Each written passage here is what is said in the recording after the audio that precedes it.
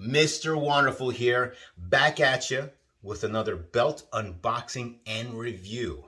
Now, I know it's been a few months since my last unboxing, but as you know, collecting championship belts is not a cheap hobby. But after months of patiently waiting, I have right here a beautifully handcrafted belt by ORM Belts. And this beauty is the Undisputed version 1. Now, I cannot wait any longer to tear this box open. Why don't you join me? And let's take a look at what's inside. Now, we've seen this sight before, right? A box sitting on a table, waiting to be opened. And I'm not going to sit here and chit-chat and dilly-dally and talk to you guys about this belt. I'm just going to sit here and open it up very carefully so as not to damage the merchandise. All right. Let me see. I want to do the reveal. Okay, so the tops, I'm going to do this right here. Boom. Here we go. Oh, yes! Look at this. Beautiful. Look at this. The packaging always okay with ORM Belts. Let's sit here and carefully rip open the plastic. Oh my God. When you take your first look at that plate, the golden plate, oh my gosh. Now, I gotta say that for a long time, I was never a fan of this belt. Like, the look, for some reason, I just didn't like it. But it grew on me. It grew on me. Maybe because I think the belts of today are atrocious. That logo belt that they're using right now, sucks. Pretty much sucks. In my opinion, you guys might like it, but to me, the classic designs, the old school style belts are, you know, my preference. Ooh, yeah. Very nice. Very nice. Okay. Let's remove the plastic from underneath. Let's do that, shall we? Let's remove the sleeves. Okay. First impressions on the back. I mean, it's just your standard leather backing on a belt. Not a big deal. I like it. It is pretty good. But now what we're going to do, we're going to flip this bad boy over and reveal the belt. Ready? 3, 2, 1. Oh my goodness. Oh my goodness. What a good looking belt. Look at that. Shiny and new. And I went with the Hogan nameplate. Definitely a beauty. Now, this belt is a standard definition belt by ORM. It is not a high definition belt, so there are going to be some areas that are not going to be as crisp as I would like, but I purposely bought it in HD in standard definition because, again, this wasn't a belt that I was like fond of when it came out, but it grew on me, and I guarantee you, for the most part, this is just a beautiful looking belt. Beautiful looking belt. My goodness, you have the WWF tooling. And wow. Why don't we take a closer look at this belt and see the details that makes this thing such a beautiful belt. All right, now I have to admit this was not a love at first sight. It took a while for this belt to grow on me. When this belt first came out, I was like, meh, it's all right looking.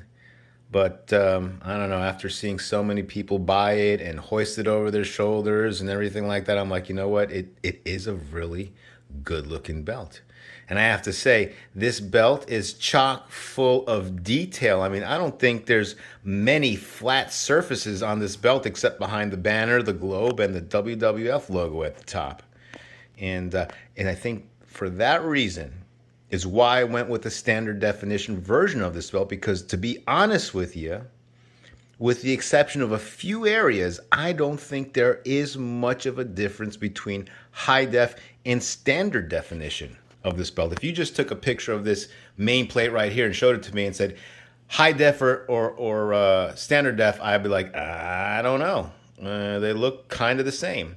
Now, if I had a high def version of this belt right next to it, yes, you could probably tell the difference. But otherwise, I think this is absolutely gorgeous. Let's take a look at the main plate. Look at the design here. I don't know what you want to call it. Do you want to call it a floral pattern? I guess that's what it is. But whatever it is, you can kind of see that the etching is really nice. Really nice. For being a standard definition belt, definitely very nice. There's your eagle right there. Of course, we got to see the WWF logo. Beautiful. And if you can kind of see behind the logo, you can kind of see like a little wave, right? That's what I'm talking about, the ripple effect of the standard definition belt. And of course, you have the World Wrestling Federation logo. What the world is watching. Remember that? And of course, you have the shooting stars here. Pew, pew, on both sides. Pew, pew. Love that. Love that look. And of course, you have the champion banner right there. Very nice. Very nice. And I decided to go with the Hogan nameplate. And you know, for the longest time when I've seen these nameplates, I always thought it was like a sticker put on top of a piece of metal. But no, it's etched. It's etched. It is not bad looking. It is not bad looking at all. Let's just take a look at these details here of the belt. Very nice. Very nice. I don't know what this is supposed to be. Maybe a continuation of this banner, perhaps? Not a clue. Not a clue, but as you can see, this main plate is just full of detail. Full of detail, and it's beautiful. Absolutely beautiful. All right, let's take a look at these side plates, and we're going to start with this one right here. And as you can see, you have the image of a lion, a fierce-looking lion, holding onto a crest, and that crest has a banner with some words on it. And here, my friends, is where you're going to tell the big difference between a standard definition belt and a high definition belt. Let's take a good look at what that says. Now, okay, over here, you can kind of see what the word says. Sina sick something rumor, right? You can make it out. This is about the level of clarity I was expecting to see from a standard definition belt. On a high definition belt, there is no question you would see every single letter and it would be crystal clear. But this is acceptable for me. I knew what I was getting myself into. This is acceptable clarity for a standard definition belt. Let's take a look at this one here. And, okay. As you can see, it don't look the same.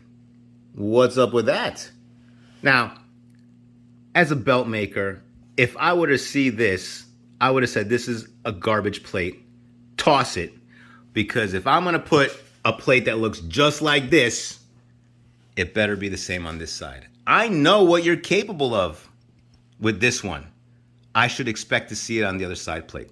Plain and simple. Okay? So my suggestion to ORM, if you see a plate like this in the future, don't use it.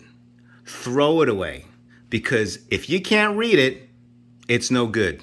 My suggestion to you for future belts and for other customers who might get pissed off if they got something like that, especially if you have one this clear on this side, okay? My suggestion. Do I want it replaced? No, I don't. I don't want to replace the belt. I don't want to have a new one of these side plates made. I'm not going to get rid. I love this belt. That's just a little constructive criticism that I hope you take and actually improve upon, okay? I'm trying to help you out there, buddy. Now, here we have WWF logo in front of some nugget texturing. You got the 2 jewels, and you have that intricate detail all the way around that belt. Very beautiful, just like this one over here, just like that one over here. Look at that. And then, last but not least, right over here, the logo plate, the property plate, whatever you want to call it. This plate as well, if you had it in HD, you could definitely tell the difference in the clarity of the wording, especially whatever's next to the 2002 on either side here. I can't make that out. That just, you can't make it out. Does that say something, or is it just some sort of design? Leave a comment below, please let me know.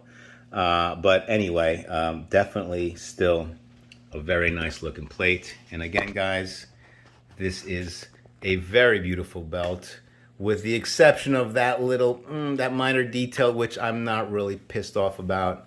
Honestly, I'm not. I just think that If you're gonna put something out, be consistent. That's my other belt reviews. I really didn't spend too much detail and time on the leather work of ORM, but let's just take a look at these lines, guys. I mean, come on. The pattern inside here, look at that. And then here, right here, take a look at this. This is the first belt that I have that has a design like this on the leather. And you just have to take a look and admire it. Just what goes into this leather work here. The lines are straight. They're really nice. I like them here. And of course you have the WWF tooling. I have that on my Big Eagle. You know, but yeah, the leather work over here on both sides. Very nice. Look at those lines, guys. ORM definitely has excellent leather work. Look at the sides there. Come on, man. Look at that shit. Fuck. Beautiful. Beautiful. And here we got the curve, if you're interested in looking at the curve right there. Very nice. Very nice. All right, guys, there you have it. That is my review of the Undisputed version 1 by ORM Belts. Now, before I go, we have to test the flop factor. We haven't done that yet, have we? Check it out. ORM always has exquisite leather. And on the flop factor, I'm going to have to give this belt a 10 out of 10 on the flop factor. Yeah, I can't get any more floppy than this. And, oof, feels good right on the shoulder. All right, so if you're looking for a good quality belt, look no further than ORM's. I suggest you go check them out and order yourself a belt. This took about 4 months for me to get. May take longer, may take less. It all depends on his workload.